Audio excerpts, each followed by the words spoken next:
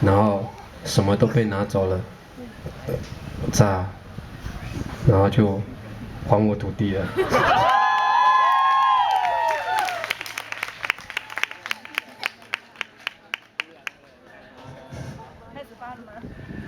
啊，我是一个歌手呢，可是我还是要绑起来。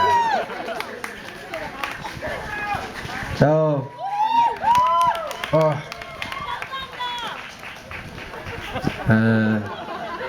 太美丽的台东花莲，台湾最漂亮的东海岸，有33个 BOT 案，你们知道吗？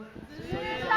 不相信你上网 Google 查一下，其中大部分应该说全部了，都是原住民的土地。连我的部落，我是都兰的人，都兰的人，台语好像不是这么好听。不管了，就是都兰啊，这么大又有丰富的原住民人文气息的一个地方，漂亮的环境自然，然后连政府财团都不放过我们这样，这么近哦，就在龟壳海湾，开车30分钟就到。我说啊，这些土地啊，本来很多人喜欢台东，很美丽、漂亮。你现在来看这些漂亮的风景、人文，没有人会跟你收1毛钱，你都看得到。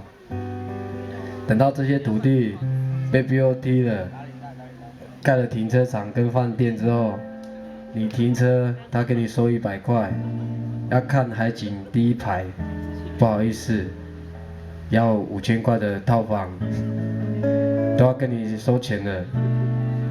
重点是钱全部都被饭店赚走了，留在部落里面的我们，偶尔去当工读生，扫地、折棉被，还会看到署命的表演，在饭店里面。我不希望这样，我不希望。是土地是属于土地的，人都只是土地上面的一个短暂的生命而已。我希望大家不要让还我土地是好像原住民应该做的事情，不是，这是一个公平公义的事情。这么好的美景，本来就是要与大家分享的。原住民是一个共享的族群。看到垦丁我就很难过了。你现在去垦丁，要看那个美丽的海，不好意思，前面都饭店挡住了，开车都看不到了。东海岸这么漂亮，我不希望变成那个样子，好不好？好。我们一起帮忙好不好？好。就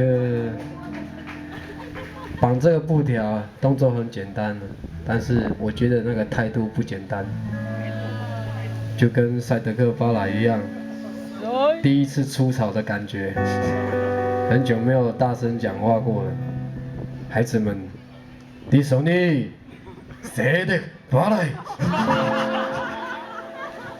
我们要当真正的人，好不好？不要被钱奴役住了。了解吧？了解。